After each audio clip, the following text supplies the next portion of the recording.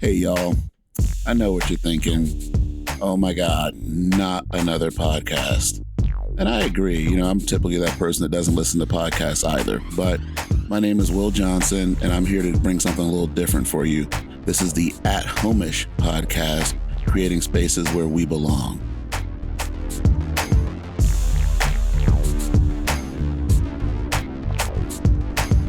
Welcome back to the At Homish podcast, creating spaces where we belong. I cannot believe we are already at 6 episodes.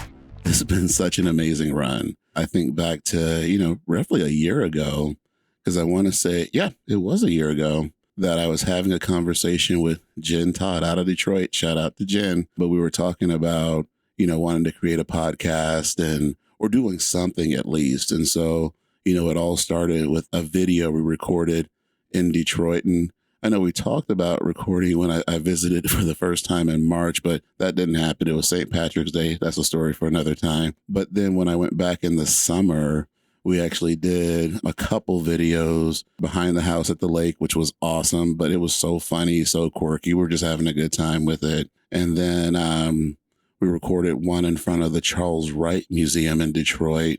And the topic was about an event that happened for Black history, and the question was around why aren't there people of other ethnicity showing up? But from there was when we actually recorded the video that was outside the Lake Pontchartrain Hotel, or the Pontchartrain Hotel, that's right on the Detroit River across from Canada, which some people got to see on Jen's YouTube channel. And that really kind of broke the ice of, all right, we're going live, we're recording. And based on a lot of the feedback from that video, and it really just kind of set the pace and the cadence for this podcast here, where so far it's only me. But, we're going to get some guests on here pretty soon and engage in some more conversations, because I really enjoyed that conversation with Jen back then. And, we still talk, and we just got to get together and create some content. But, after that, to be able to meet up with Brandy, and she introduced me to Trent, because I didn't know the first thing about creating a podcast. That was another part of the struggle that Jen and I had as we were trying to navigate it. We didn't know. We were just trying to figure it out. But I saw that Brandy had a podcast, and then I heard that Trent produced it. I'm like, okay, well, let me connect with Trent. But then I hear Megan and Sheila on their podcast, and they want me to be a guest on it. So I'm on their podcast. But then I was on Simon Phillips' podcast out of the UK. I'm like, I'm becoming the podcast king. Hey, all this time in front of the mic. And then I was on Brandy's podcast. And then I was on Sarah, the Market Maven's podcast. And then I was on Mo's podcast. I Love It When. Make sure you check that one out. Just so many good things going on. So much content, so much information, such good people. And so I'm excited to now be at 6 episodes of my own podcast with a lot more to come. Merch in stores. We're working on some tweaking the logo a little bit based on some feedback. And so just get ready for that big launch coming up soon, as well as the website and everything else that goes along with it. So enough about me and all this podcasting stuff. This week so far has been absolutely amazing. One of the things that was most amazing to me is a discovery that I made. And, you call it a discovery, but other people already know about it. There was a movie that was filmed here in Snohomish in 1979. This is important because I remember watching the movie in the movie theater with my mom in 1981, just a little kid in Atlanta, Georgia. All right. The movie was titled Bustin' Loose. All right. And it starred Richard Pryor and Cicely Tyson. The movie was about these kids who were in an orphanage in Philadelphia. Okay. The orphanage was closing down, and these 8 kids specifically, they couldn't find a home for. Okay. Speaking about At Homish, trying to find a home, but they couldn't find a home for these kids because these kids had special needs. And it was a diverse group of kids. There were a couple Mexican kids, Puerto Rican, Black, white, one kid who was blind. One of the kids, he used to steal people's wallets. Another one was a pyromaniac. Another one was Vietnamese, and she was sold into prostitution at a young age. I mean, it was just like these kids that had so much life trauma, so many difficulties along with these special needs, and they could not find a home. So Cicely Tyson decides, you know what? I want to find a home for these kids. And yet I know it was a movie, but I want to make a home for these kids at my family farm just outside of Seattle. And I'm like, okay, well, we're outside of Seattle. And again, I saw the movie as a kid. I wasn't even thinking about the Northwest back then. But then once I became a special education teacher, and for some reason the movie just came up in my mind, and I'm like, oh, I want to watch this again. And I'm like, oh, these are kids with special needs. These are the type of students I typically work with. Wow, I have such a connection to this movie. This is awesome. And I love the soundtrack too. You got to check out the soundtrack. There are some amazing songs on there. Children's songs, Just When I Needed You, You Stop Loving Me. Roberta Flack like lays it down. But I remember like that movie just like really stuck with me. And so earlier this week, I'm doing some research and just, really trying to learn more about the community as I'm, working to help build and nurture a community for everybody here. And I see that movie was filmed here. I'm like, how in the world is one of my favorite movies from when I was a kid that really connects to the work that I do? It was actually filmed in this community where I get to work and just a couple blocks away from where we're recording this podcast. And I think it's just amazing because upon that realization, that discovery, I'm like, I want to talk to some people who have been in Snohomish for a while. I want to find out like, okay, who was here in 79? Who remembers this? And I actually have had an opportunity to talk with some people. They're like, oh yeah, I remember that because they were looking for some extras to come down on First Street and be a part of it. I'm like, oh my gosh, that's awesome. And then I remember I was talking to another person and they were like, oh yeah, I just remember something about these kids getting off this bus. And if you watch the movie, I highly recommend go watch the movie, Bust and Loose. It was rated R, but it was rated R in 1981 terms. There's the school bus that they're in. Hey, to look at that bus, it's like, how did that bus even make it across the block, much less getting all the way from Philadelphia to Snohomish, Washington?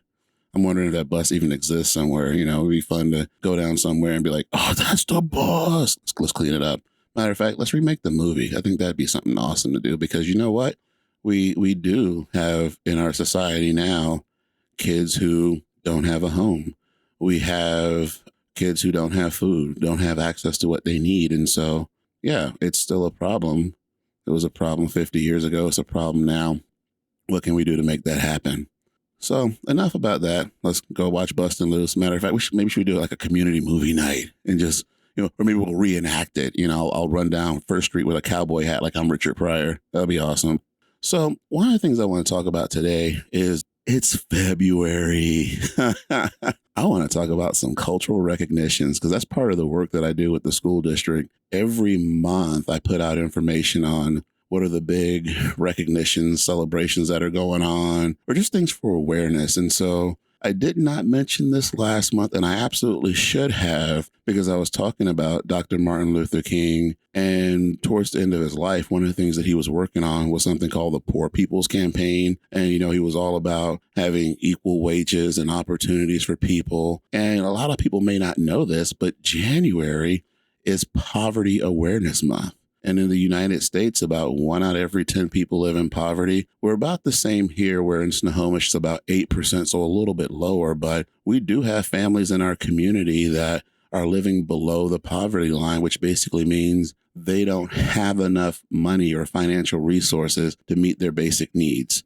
We have folks, unfortunately, maybe living in cars or going from hotel room to hotel room or living with other folks. And it's just a tough situation to be in. And when I really think about poverty awareness as it relates to the work that I do, knowing that if someone didn't eat dinner, didn't eat breakfast, they're probably not going to be focused on learning. And so it's pretty common for teachers to actually have food in their classrooms, or there'd be like a food closet or something where, oh, hey, you're hungry, go down to the counseling office and make sure that folks have something to eat. And of course, if you're in your car or you're in a home where there's a lot of people and a lot of noise, you may not be getting rest. And so these are all things that we do take into consideration when kids come to school, because we understand that if you're not getting sleep, you don't feel safe, you're not being fed, that you might need some additional support when you show up. So January is Poverty Awareness Month. And what I did my first year in the district is I actually worked with some people from the city to create a flyer of various resources. And so the food bank, the Snohomish Lions, the Kiwanis, there's some places for shelter. I mean, there's this one pager of these different links that people could access to get the resources that they need. Because I remember one time going to the library, and this was, I want to say I was living in Puyallup at the time, but I go into the Puyallup library and I look at this wall, and there's this wall full of resources. It was so amazing. And it was nothing that I needed at the time. And so how often do we have some resources posted in places where the people who need them may not actually see it? And so we made sure with that flyer that we had it in all of our schools. Teachers who wanted it, they were, able to put it in their classrooms. The admin assistant I work with, she put it in the folders to go out to families who we knew were either receiving free or reduced lunch or may have been experiencing homelessness. So really making sure that information got out there. And the progression in that work has been pretty amazing to me, because as we were coming into December, someone from our office came up to me like, well, I know you and some folks put a lot of work into this form, and it was good at the time, but I'd like to revamp it and really make it our own. And along with that, we want some of the links are outdated. So let's make sure we have updated active links for all these organizations. But also we're going to add a QR code. And so if someone's looking for these resources or someone's pointing to this document and maybe English isn't their first language, there's a QR code on the center of the page. So someone can scan the QR code and then you can go to the website where it's available in numerous languages. And so really making sure that people have access to what they need. So as I mentioned, January was Poverty Awareness Month. Today is February 1st. So let's talk about some of the things that happened in February, starting with the Lunar New Year. Now, I was actually on a Zoom call. Was it last year or a year before? I don't recall right now. It was February. I want to say it was February 1st. And I'll talk a little bit more about the dates in a minute. But it was February 1st, and it was a panel that was talking about equity and inclusion. The whole panel was African American. The conversation was about African American concerns. And as we were talking about equity, there was I'll call it a whisper on the call of, what about Lunar New Year? And I was like, yeah, you're 100% right. And I had already done my research at that time, because Lunar New Year is actually one of the major celebrations in Asian communities. Now, a lot of people may say Chinese New Year, because I'm not going to lie, that's the term I first heard. But the celebrations go beyond China to other Eastern and Southeast Asian countries. And so Lunar New Year is the proper term. In my research on this, again, I have all these new discoveries that some people are like, well, yeah, we've known that forever. Lunar New Year is, of course, based on the moon, which is totally different from the solar calendar, which we may be used to with the months of January, February, March, all that stuff. And we have that whole New Year's Day on January. But with the Lunar New Year, it was a little confusing to me as I was navigating what to post about it, because 2 years ago, the Lunar New Year started on February 1st. Okay. Last year, as I was updating our cultural recognitions, I had the January recognition written up, awareness written up for Poverty Awareness Month. And someone was like, well, aren't you going to include Lunar New Year?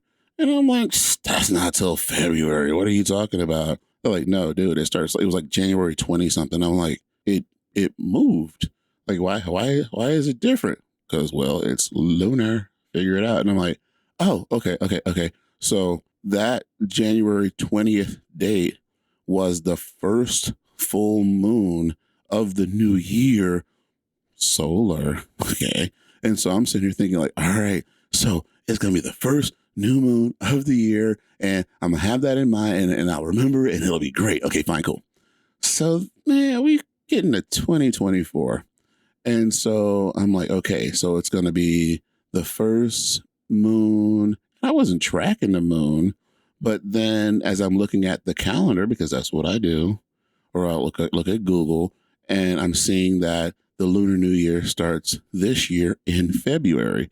So of course I had to change my January cultural recognition because the Lunar New Year was going to start in February. And hey, no big deal. Let me just go in, change it. Life will be great, whatever. But then a couple weeks ago, I'm driving home and I look out the window and I'm like, huh, it's January and that moon looks almost full. It's not going to be that same full moon isn't going to be full in February.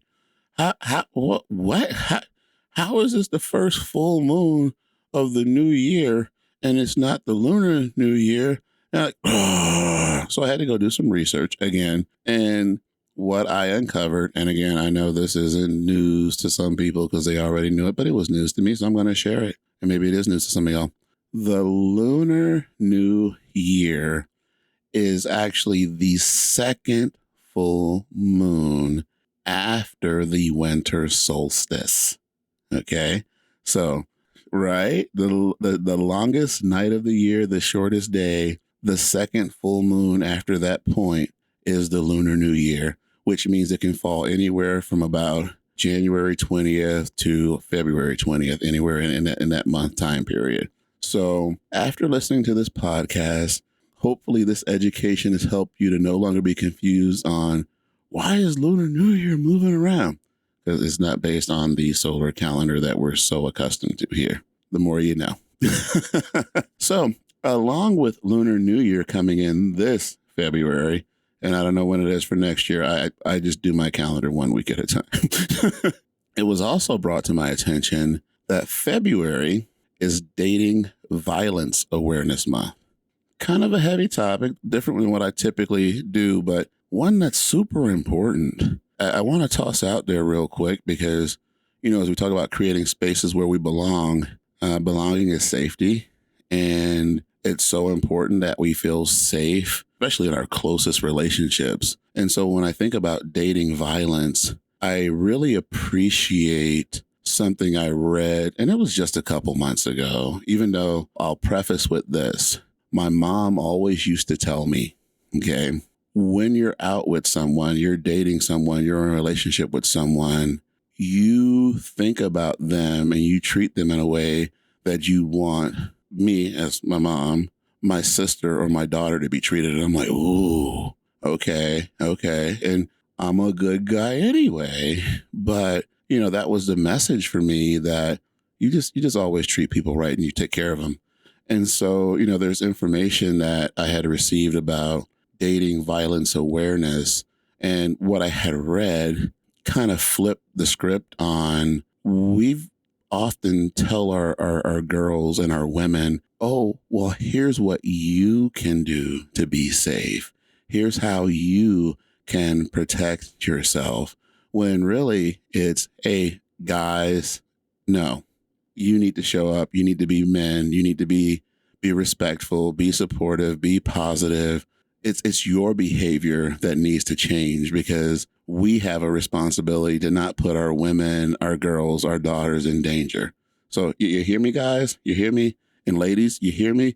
That guy act the fool. Hey, call me. We're going to take care of that. No, I'm kidding. But you deserve to be treated in a way where you don't have to worry about your safety, whether it's emotional safety, physical safety. That's important. And, guys, be better. Okay.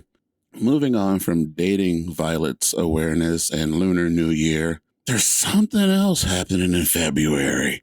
What could that one be? Could it be Black History Month? Ding, ding, ding, ding, ding, ding, ding. I can't say I've always struggled with Black History Month. Where I'm going with this is I grew up in Georgia, and where I grew up in Georgia was just outside of Atlanta. And I know I've mentioned this on an episode before. Most people look like me. And what we did was we studied everything that, we would typically study, I believe, based on what I know. But then you'd come up to January, right? And in January, January was all about Dr. King. So I was like, all right, we got Dr. King this month. And then that last week or so of January, all of the teachers are now decorating their classrooms with Rosa Parks and Coretta Scott King and Malcolm X and Ida Wells. And I mean, like all these different people. And it's like, you knew, all right, we are entering Black History Month because February, we're going to learn all about Black people for these 28, 29 days, and then it's going to be gone. And that's what happened in the area where I grew up. And it was mostly people who looked like me. And so fast forward, oh my gosh, graduated in 92. So over 30 years now. I'm not that old. Really, I'm not. When I hear people talk about being progressive or making progress in the conversations we have about what it means to be American, and how whether it's Asian American, which is such a broad term, just like African American, but if we're using these terms and defining people by their continent of origin, realizing that people didn't just contribute during whatever month they're being recognized, that, you know, our collective history is our American history. And so how do we now make sure that we're spreading it out throughout the year? So if someone's birthday is in May, okay, we're talking about this in May. If somebody invented something in September, we're talking about it in September. But I also do understand that in some spaces, we aren't having the conversation.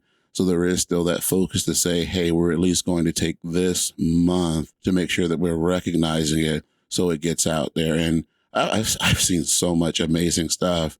And I will express that I've seen like there's definitely the surge in February, but as I go throughout our school buildings throughout the year, I see all types of representation regardless of the month. And so it's just really amazing what I'm seeing.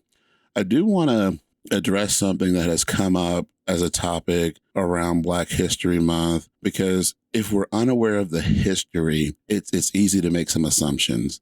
And so I've heard the comment previously, oh yeah, well, Black History Month is the coldest and the shortest month. Of course we celebrate it then. Why couldn't we celebrate it in like a longer month, you know, where the weather's nice, you know, maybe May, because that has 31 days and it's coming in the spring, and, you know, that would be awesome. Well, it'd be because the people who first came up with the idea of Black History Week, okay, who was also an African American at the time, with Carter G. Woodson, when they came up with the Black History Week, they chose a specific week in the month of February that contained the birthdays of Abraham Lincoln, who was known for something with African American history, and also Frederick Douglass, who worked closely with Abraham Lincoln and people during that time frame to, you know, help to free the enslaved people.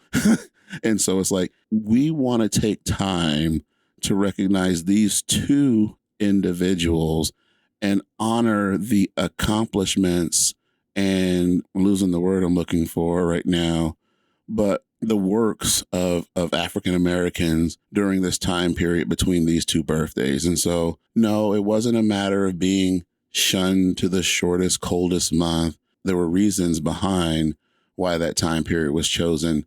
And it was actually in 1976. I might have my year wrong. Forgive me. But it was President Ford in the 70s who actually decided, along with several other colleges and universities, let's expand this beyond a week and make it a full month to recognize all of the accomplishments of African Americans throughout our history.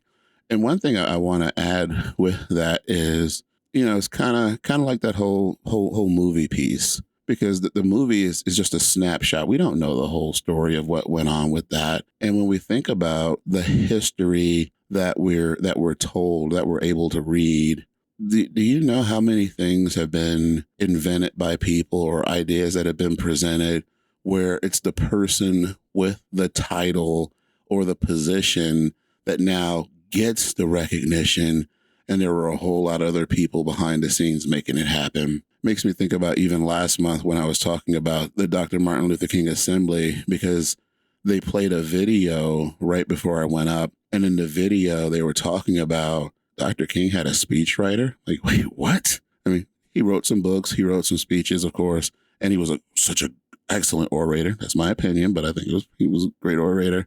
But the thing is, the night before the I Have a Dream speech that was delivered in 1963, the video talks about how he was up the night before. So if you're one of those people who do your homework the night before and like kind of cram, they're cramming the night before, writing the speech to prepare for what became this big historical event. But it wasn't just him. It was several people. And so how many other names do we know that actually contributed to the writing of that speech? In the video, it even talks about how the dream that was communicated wasn't even a part of the original speech. It was something that he had talked to Mahalia Jackson about, who was a gospel singer. And Mahalia Jackson yells out to him while he's speaking, "Martin, tell him about the dream." And so then in that moment, it switched to what it came to be. And so I'm saying all that to just go over in our lives as we're creating these spaces where we belong. It's important to listen to others, to acknowledge others, create that space for that inclusive voice, and really hear from people to help build something that works for all of us. Because if we're only trying to do it all on our own, guess what it represents? Just us. And that's not how we create spaces for belonging. As always, thank you so much for taking time to listen to the At Home-ish podcast. I was so excited. Was it last week? I think it was last week, to see someone in the community wearing some At Home-ish gear. I'm like, that's what's up. And then I had someone actually order off the website. So I appreciate you taking the time to listen. I appreciate the support through buying the merch. If you see me on the street, because I kind of stand out, say hi, let's talk. Maybe we'll even have coffee, have a good time.